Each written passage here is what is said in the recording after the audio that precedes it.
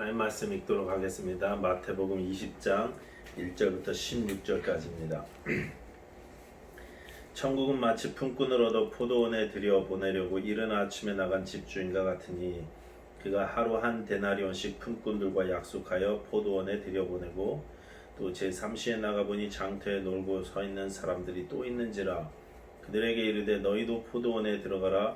내가 너희에게 상당하게 주리라 하니 그들이 가고 제6시와 제9시에 또 나가 그와 같이 하고 제11시에도 나가보니 서 있는 사람들이 또 있는지라. 이르되 너희는 어찌하여 종일토록 놀고 여기 서 있느냐.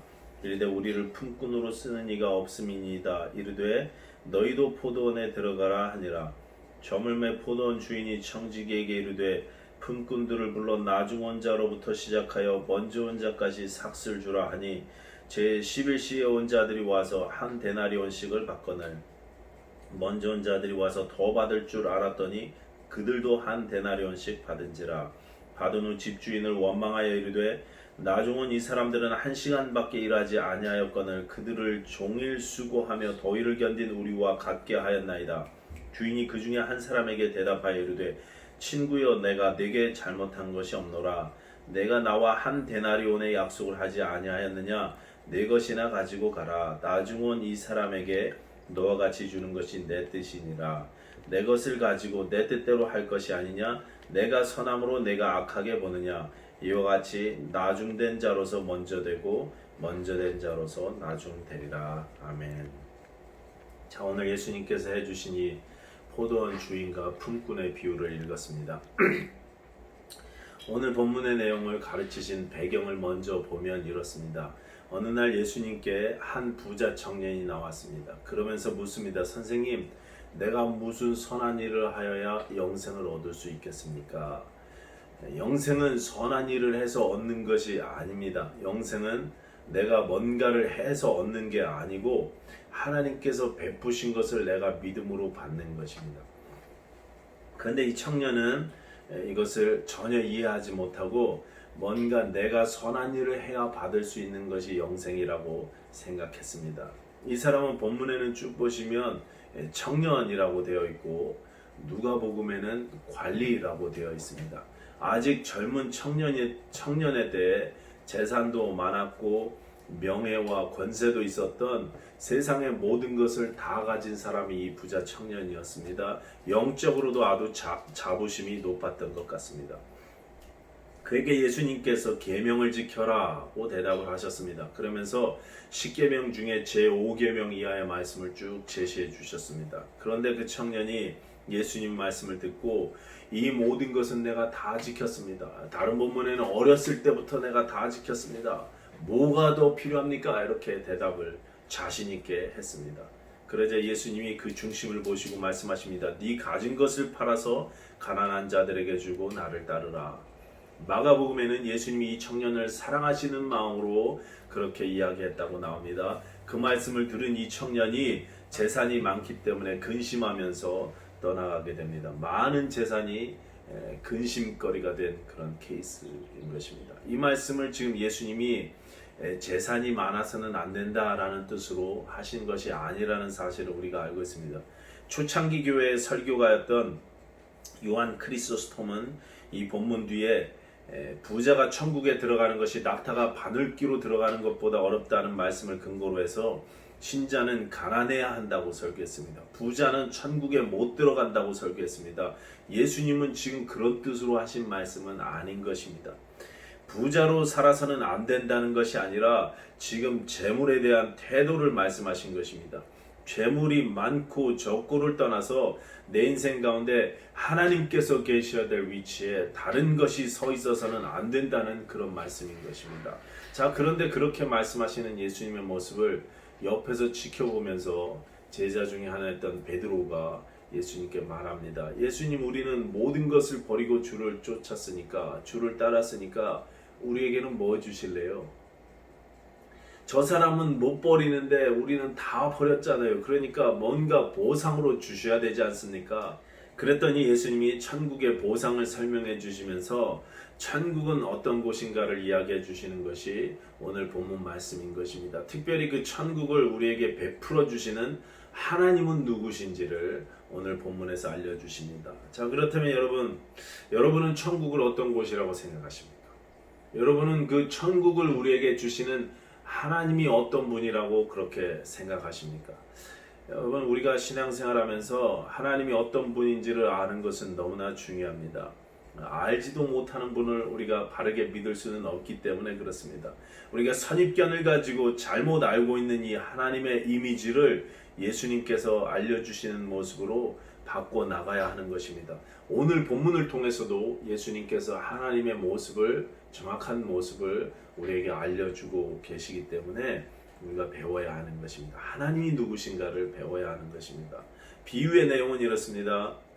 이른 아침에 아침 일찍 품꾼을 고용하기 위해서 포도원 주인이 장터로 나갔습니다. 거기서 몇몇 사람들에게 한 데나리온씩 주기로 약속하고 포도원 일을 하도록 고용을 했습니다.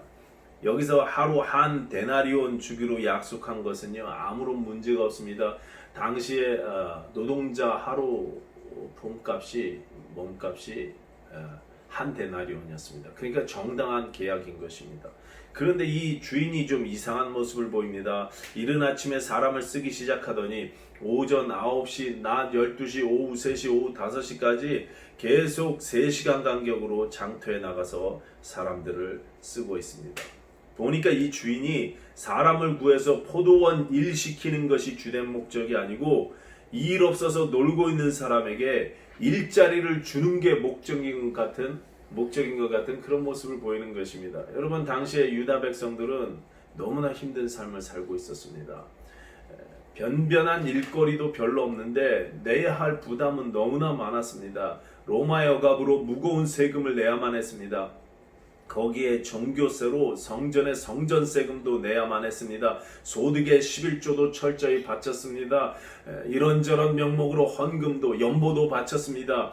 버는 것은 얼마 없는데 내야 할 것은 얼마나 많은지 큰 부담이었습니다. 하루 벌어 하루 먹고 살면서 이렇게 저렇게 다 떼이고 그나마 금요일 해지고부터는 아무 일도 하지 못했습니다. 안식일이니까 일하지 말라고 또 막는 것입니다. 그러니 여러분, 이 품꾼들에게 포도원 주인이 지금 찾아와서 내 포도원에 들어가서 일해라, 내가 상당하게 주겠다, 일할 기회를 이렇게 베풀어 주는 것은 너무나 감사한 일인 것입니다. 오늘 하루 못 벌면 온 식구가 다 굶어야 되는데, 오늘 하루 공치면 또 온 식구가 다 고생해야 되는데, 일하게 된 것이 얼마나 감사한 일이냐 이것입니다. 이 주인은 이른 아침부터 오후 5시까지 계속해서 사람들을 찾아다니며 일거리를 주었습니다. 이렇게 해서 많은 사람들이 감사함으로 그날 하루를 공치지 않을 수 있게 되었던 것입니다. 이른 아침에 일하러 가장 먼저 선택받은 사람은 점심시간 빼고 거의 10시간 가까이 일했을 것 같습니다. 그리고 오후 5시에 온 사람들은 날이 저물 때까지 대략 1시간 정도 일을 했던 것 같습니다. 그렇게 이제 날이 저물었습니다. 하루의 일과를 마칠 시간입니다. 포도원 주인이 청지기에게 시켜서 나중 온 자들로부터 시작해서 먼저 온 자들까지 품삯을 나누어 줬습니다. 보니까 모두 다 처음 온 사람들에게 약속한 대로 한 데나리온씩 주었습니다. 먼저 온 자들이 원망하기 시작합니다. 나중 온 사람은 1시간 정도밖에 일을 하지 않았는데, 그리고 우리는 종일토록 수고와 더위를 견디며 일했는데 모두 다 똑같은 품삯을 주는 것은 너무 불공평하다고 불평하기 시작했습니다. 그래서 주인이 그중 한 사람에게 대답합니다. 13절이죠. 친구여, 내가 네게 잘못한 것이 없노라. 내가 나와 한 데나리온의 약속을 하지 않아야하였느냐? 네 것이나 가지고 가라. 나중 온 이 사람들에게 너와 같이 주는 것이 내 뜻이니라. 내 것을 가지고 내 뜻대로 할 것이 아니냐? 내가 선함으로 내가 악하게 보느냐? 이와 같이 나중된 자로서 먼저 되고 먼저 된 자로서 나중되리라. 이것이 오늘 본문 내용입니다. 언뜻 생각하면 부당해 보이기도 합니다. 하루 종일 일한 사람의 입장에서는 억울하다는 생각이 들 수도 있을 것 같습니다. 그러나 여러분 다시 곰곰이 생각해 보면 이것이 얼마나 큰 하나님의 은혜이고 얼마나 큰 긍휼인지 우리가 알 수 있다는 것입니다. 여러분 여기 품삯은요 영생을 말합니다. 아까 배경 설명드릴 때 부자 청년이 무엇을 해야 영생을 얻을 수 있겠습니까? 라고 질문했던 내용에 대한 대답이 계속 이어지고 있는 것입니다. 주인은 영생이라는 이 품삯을 나눠주시면서 내 것을 가지고 내 뜻대로 할 것이 아니냐 그렇게 말씀하셨습니다.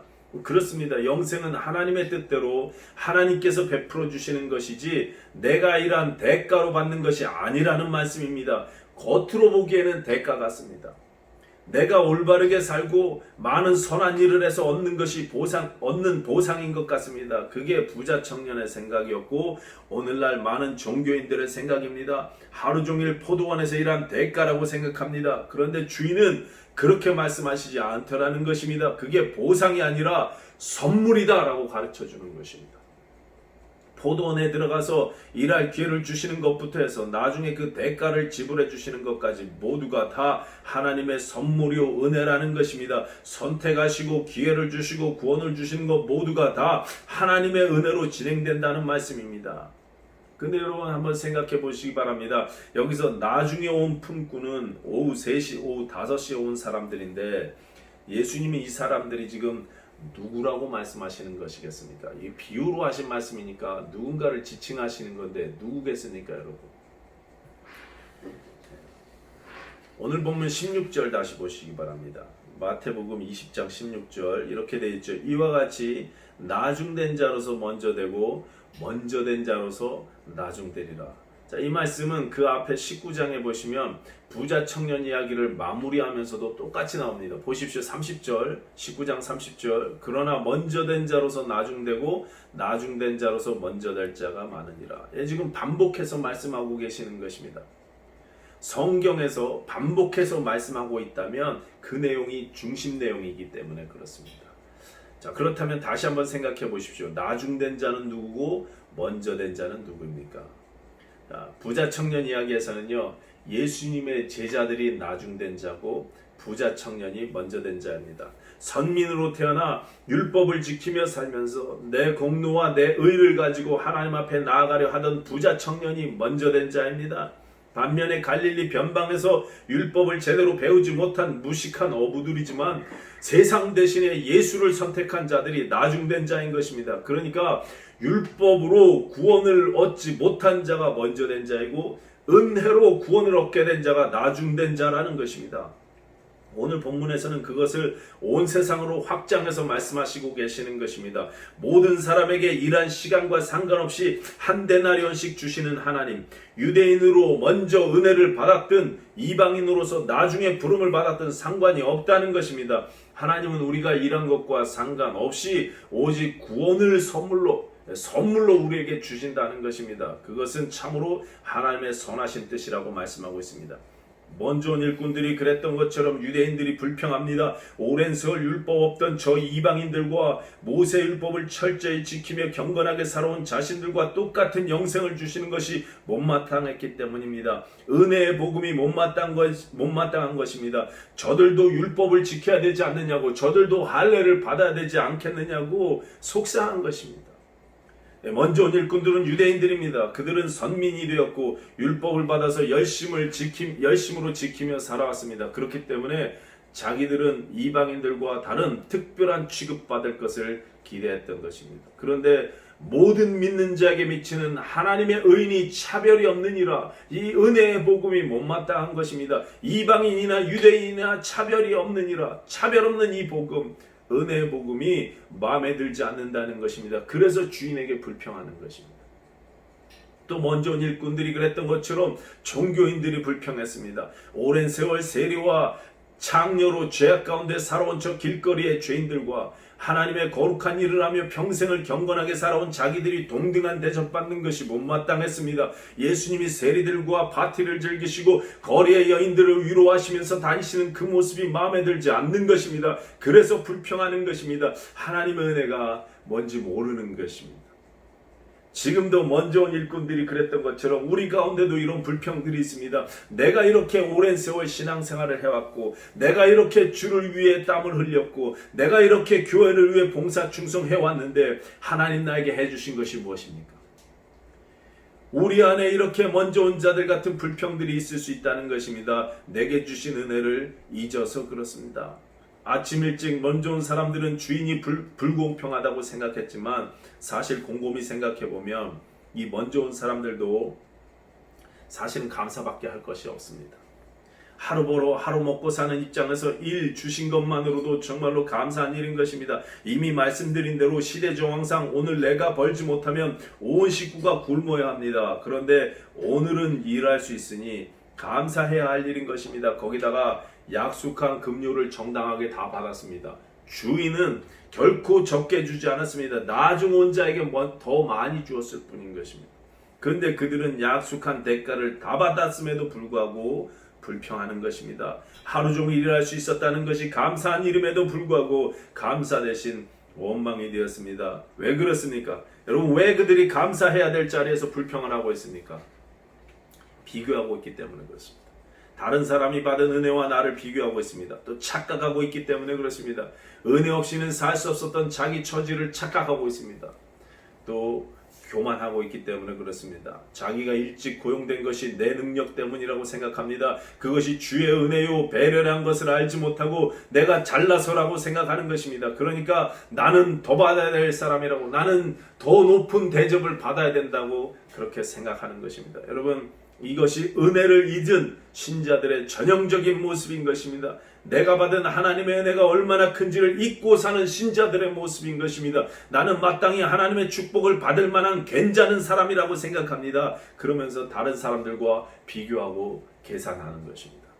저 사람보다 내가 신앙이 더 좋다고 생각합니다. 저 사람보다는 내가 그래도 봉사 충성 헌금 더 많이 했으니까 더 인정받아야 된다고 생각합니다. 저 사람보다 내가 더 많은 수고를 했으니 당연히 더 많이 받아야 된다고 생각합니다. 계산하고 비교하는 것입니다. 그런데 여러분, 하나님의 은혜는 우리 계산으로는 이해가 안 되는 것입니다. 이해가 안 돼야 정상인 것입니다. 따질 수가 없는 것입니다. 하나님이 왜 나를 사랑하시는지 여러분 이해가 되십니까? 우주 만물의 주인이신 그분이 천하고 더러운 나 같은 사람을 대신해 죽으셨다는 이 십자가가 이해가 되십니까, 여러분? 도저히 이해가 안 되는 것입니다. 우리는 도무지 하나님의 은혜를 이해할 수 없습니다. 우리의 계산과 이해를 내려놓고 그냥 믿음으로 받아들이는 것일 뿐인 것입니다. 그래서 언제 들어왔느냐가 중요한 것이 아니고 그 안에 들어와 있다는 사실이 중요합니다. 구원의 은혜는 동일하게 주어집니다. 시간에 관계없이, 내 공로와 관계없이 절대적으로 하나님 뜻 가운데 주어지는 것입니다. 이는 혈통으로나 육정으로나 사람의 뜻으로 말미암지 않고 오직 하나님께로부터 난 자들이니라. 내 계산대로 진행되지 않습니다. 그래서 이해는 안 되지만 내가 얼마나 큰 은혜를 받았는지 날마다 기억하고 감사하고 참여하는 일이 우리가 해야 할 일이라는 것입니다. 그런데 우리는 계산하고 비교하고 급기야 은혜를 잊고 교만해져서 내가 먼저 온 자라고 생각합니다. 내가 먼저 된 자라고 생각합니다. 그래서 다른 대접을 받아야 된다고 계산하는 것입니다. 근데 여러분, 사실 그 유대인들이나 또 제자들이나 저나 여러분이나 모두가 다 나중에 온 사람들이, 나중에 온 자들이라는 사실을 아십니까? 하나님 앞에서는 먼저 온 자들은 아무도 없습니다. 나는 먼저 온 사람입니다. 나는 당신을 위해서 충분히 일했습니다 라고 자신 있게 대답할 수 있는 사람은 이 땅에 한 사람도 없다는 것입니다. 나는 율법을 다 지켰습니다 라고 부자 청년처럼 자신 있게 말할 수 있는 사람이 사실은 아무도 없다는 것입니다. 자신 있게 그 청년이 나는 다 지켰습니다, 어릴 때부터 다 지켰습니다 라고 이야기하니까 그 청년에게 예수님께서 전곡을 찔러 말씀하셨습니다. 그것으로는 안 된다고. 온전해지기 위해서는 그 행위뿐 아니라 그 행위의 동기까지도, 그 마음이 더욱 중요하다는 것을 알려주시는 것입니다. 아무도 없습니다. 아무도 없어요. 보십시오, 여러분. 여기 거의 날이 저물 제11시 오후 5시에도 일하지 못하고 서 있던 사람들에게 주인이 이렇게 물었습니다. 6절입니다. 너희는 어찌하여 종일토록 놀고 여기 섰느냐? 너희는 어찌하여 종일토록 놀고 여기 섰느냐? 그때 그들의 대답이 무엇이었냐면 7절 보시기 바랍니다. 우리를 품꾼으로 쓰는 이가 없음이니이다. 우리를 써주는 사람이 없습니다. 그렇게 이야기했어요.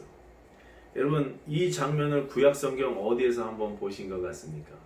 여러분, 생각나시는 곳이 혹시 있습니까? 구약성경에 신명기 28장 가서 보시면은 복과 저주의 말씀이 나오는데 거기 이런 말씀이 있어요. 1절부터 보시면 이제 복으로 시작하죠. 우리가 좋아하는 말씀인데 제가 읽어보겠습니다. 내가 내 하나님 여호와의 말씀을 삼가 듣고 내가 오늘 내게 명령하는 그의 모든 명령을 지켜 행하면 내 하나님 여호와께서 너를 세계 모든 민족 위에 뛰어나게 하실 것이라.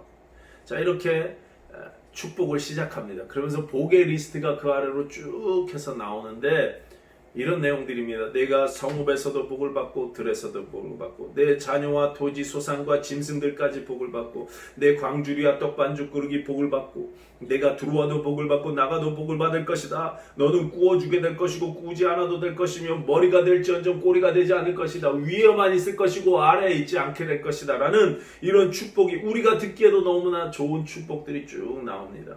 1절부터 14절까지 나오고 있어요. 그런데 그 뒤에 15절부터는 무시무시한 저주의 말씀들이 이어지고 있습니다.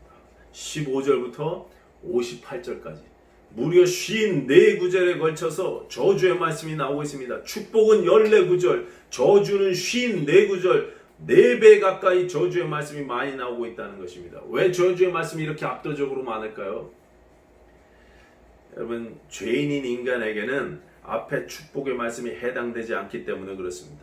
안타깝지만 앞에 그 좋은 축복의 말씀이 죄인들에게는 해당 없다는 것입니다. 그름의 떡이라는 것입니다. 대신 뒤에 54구절의 무시무시한 저주의 내용들이 바로 예수 없는 삶, 예수와 상관없이 사는 세상의 모습이라는 것입니다. 이 세상은 온통 죄와 저주로 죽어 있습니다. 예수 없는 인생들이 온 땅에 가득합니다. 그들의 결국은 결국 저주일 뿐이기 때문에 자세하게 그들의 모습을 설명하시는 것입니다. 은혜를 모르는 자들의 결국을 자세하게 설명하시면서 경고하는 말씀인 것입니다. 이 저주의 말씀을 보시면 맨 끝에 뭐라고 되어 있느냐? 제가 읽어보겠습니다. 신명기 28장 68절 뒷부분입니다. 이렇게 되어 있어요. 거기서 너희가 너희 몸을 적군에게 남녀 종으로 팔려 하나 너희를 살 자가 없으리라. 너희 몸을 남녀 종으로 팔려 하나 너희를 살 자가 없으리라. 너희를 살 자가 없으리라. 여러분, 우리는 이런 사람들이었습니다. 죄의 종으로 애굽에 끌려가서 거기서 노예로 팔려서라도 살기를 원하지만 너희를 살 자가 없으리라. 사주는 사람이 없는 비참한 존재들이었습니다. 입에 풀칠 간신히 하는 노예 생활마저도 할 수 없다는 것입니다. 너희를 살 자가 없을 것이다. 오늘 본문에 우리를 써주는 사람이 없습니다라고 고백하는 이 오후 5시 인생들의 모습이 바로 그것인 것입니다. 이게 우리들의 모습이었습니다. 이것이 예수 없는 인생의 모습입니다. 하나님 앞에서는 먼저 된 자가 아무도 없다는 거예요. 나는 먼저 된 사람입니다. 나는 율법의 모든 요구를 다 지킨 사람입니다. 자신 있게 말할 수 있는 사람이 단 한 사람도, 단 한 인생도 이 땅에 없다는 것입니다. 그런 우리에게 하나님께서 은혜를 베푸십니다. 우리를 찾아오셨습니다. 1절 보십시오. 천국은 마치 품꾼으로도 포도원에 들여보내려고 이른 아침에 나간 집주인과 같으니. 직접 찾아 나셨습니다. 장터를 서성이며 일거리 구하던 품꾼들을 찾아가셨습니다. 직접 이른 아침부터 나가셨습니다. 보시면 하루 일과를 마치고 급료를 계산해 줄 때는 청지기를 시켜서 하셨어요. 사람 쓰는 것도 청지기 시킬 수 있었습니다. 그런데 주인이 직접 나가셔갖고 그들을 부르셨다는 것입니다. 하나님은 우리를 직접 선택하시고 직접 부르셔서 주의를 맡기신다는 것입니다. 내가 하나님을 찾은 게 아니라 하나님이 나를 찾으셨습니다. 내가 사랑한 것이 아니라 하나님이 나를 사랑한 것입니다. 그분은 9시에도 12시에도 오후 3시에도 해질 5시에도 여전히 찾으시는 분이십니다. 내 조건에 관계없이 모두가 행복해지기를 기대하시고 바라시는 분이십니다. 포도원의 이익보다 품꾼들의 삶에 더 관심이 많으십니다. 이분이 우리 하나님이십니다. 이분이 좋으신 분이시고 우리의 기도를 듣기 원하시며 좋은 것 주시기 원하시는 아버지라고 예수님께서 그렇게 알려주시는 것입니다. 은혜를 모르는 사람은 오해할 수 있습니다. 불공평하다고 생각할 수 있습니다. 하나님의 은혜가 내 수고의 대가라고 생각하기 때문인 것입니다. 그래서 주님을 내가 무엇인가를 해서 기쁘게 해드리려고 합니다. 내가 무엇인가를 해서 그 대가로 천국의 기쁨을 누리고 보상을 받으려고 합니다. 그렇지 않습니다, 여러분. 다 잘못된 오해인 것입니다. 천국은 하나님의 절대적인 은혜로 우리에게 주어지는 것입니다. 내 노력으로 얻어지는 게 아닙니다. 내 의와 내 공로와는 상관없이 주의 뜻으로 예수 그리스도의 의로 우리에게 주시는 것입니다. 하나님은 내가 그분을 위해 무슨 일을 했느냐보다 그분이 나에게 채워주실 은혜에 더욱 관심이 많으신 분이신 것입니다. 우리의 필요를 채워주시는 분이십니다. 그분이 우리 아버지 되십니다. 우리 육신의 아버지가 아닌 진짜 우리 아버지가 바로 그분 되십니다. 내 필요를 채우는 것과 내 기쁨과 유익을 너무나 원하시는 분이 그분이십니다. 진짜 우리 아버지가 하나님이신 것입니다. 송희진이라는 분의 간증 하나 소개시켜 드리겠습니다. 한국의 우리 주서택 목사님께서 운영하시는 사이트에서 제가 읽었던 내용입니다. 한번 들어보시기 바랍니다. 크리스마스 때가 되면 믿는 사람이나 안 믿는 사람이나 모두 마음이 들떠 있습니다. 하지만 그날은 저에게 너무 괴로운 날이었습니다. 직장을 마치고 저는 거실에서 TV를 보고 있었고 어머니는 안방에서 마늘을 까고 계셨습니다. 그때 아버지께서 술에 취해 들어오시더니 항상 하시던 대로 욕설을 퍼붓기 시작하셨고 안방으로 들어가셨습니다. 그리고 어머니가 쓰시던 칼을 들고 찔러 죽이겠다고 소리를 질렀습니다. 안방문은 안으로 걸어 잠겨졌고 밖에서 저는 어머니의 매맞는 비명소리와 저를 애타게 부르는 소리를 들었습니다. 어떻게 빠져나왔는지 어머니가 문을 열고 나오셨고 저까지 죽이겠다고 달려드는 아버지를 피해 저희 두 사람은 그 옷차림 그대로 길거리로 나왔습니다. 그리고 그 추운 새벽 골목길에서 얼마를 껴안고 저와 어머니는 하나님을 원망하며 울었습니다. 하나님, 당신은 어디에 계신 거예요? 예수님, 탄생의 즐거운 노래를 부르며 새벽송을 준비할 교회 식구들을 생각하면 더욱 눈물이 그치지 않았습니다. 울고 있는 어머니와 저를 위로해 줄 사람은 아무도 없었습니다. 중간 내용은 제가 생략하겠습니다. 이 간증이 나중에 이렇게 끝납니다. 나의 진짜 아버지가 계셨습니다. 욕설과 폭행과 분노로 차있는 아버지가 아닌 진짜 아버지가 제 곁에 계셨습니다. 저는 이제 제 육신의 아버지를 진심으로 용서합니다. 그리고 선교사 자녀들을 돕기 위한 교사로 발령을 받아 선교지로 떠납니다. 저는 그곳에서 그 아이들에게 진정한 아버지 되신 그분을 말할 것입니다. 그렇습니다, 여러분. 육신의 아버지들은 엉터리 아버지들이 많습니다. 1시간만 일했다고 급료는커녕 굶고 있는데도 내팽개치고 관심 쏟지 않는 분들도 있습니다. 그러나 여러분, 하나님은 우리의 좋으신 아버지시고 우리의 필요를 채워주시는 분이라고, 좋은 것 주시기 원하는 분이라고 성경에 계속해서 우리 예수님께서 말씀하고 계십니다. 너희 아버지께서 아시느니라. 이게 우리 예수님의 말씀입니다. 내가 포도원에서 그분을 위해 어떻게 일하느냐보다 내가 일한 것보다 내 삶이 아름다워지는 것에 더욱더 관심이 많으신 분입니다. 이 좋으신 하나님 앞에 혹시 나는 먼저 온 사람이라고 교만을 떠는 모습이 우리에게 있다면 멈춰야 한다는 것입니다. 내가 이렇게 저렇게 했으니까, 내가 이렇게 저렇게 신앙생활 열심히 하니까 나는 대접받고 인정받아야 한다는 생각이 추호라도 나에게 있다면 여러분 멈추시기 바랍니다.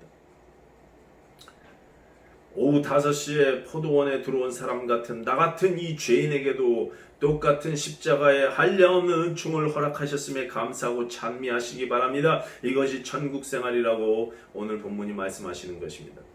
천국의 축복을 값없이 주시는 하나님, 그분이 내 아버지 되심을 믿으시기 바랍니다. 21세기 침례교회 여러분, 받은 은혜가 얼마나 큰 것인가를 날마다 깨닫게 되시기 바랍니다. 그리고 그 은혜의 기쁨으로 감사하며 하루하루 사실 수 있는 저와 여러분 되셨으면 좋겠습니다. 기도하겠습니다.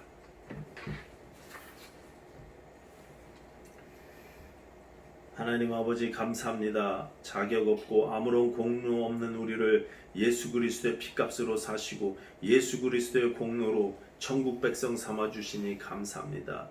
하나님 아버지, 우리가 참으로 오후 5시에 온 늦게 들어온 자들 같은 아무런 자격 없고 부족한 자들이지만 주님께서 우리에게 한량없는 은혜를 베풀어 주셨음에 날마다 찬미하게 하시고 날마다 감사하게 하시옵소서. 좋으신 아버지 되신 우리 하나님을 바라보며 또 감사하며 이기는 자들 될 수 있도록 우리 21세기 침례교회 모든 성도님들을 축복하시고 인도하여 주시옵소서. 우리 날마다 성령 충만케 하시고 큰 믿음 가운데 살게 하여 주시옵소서. 예수님 이름으로 기도하였습니다. 아멘.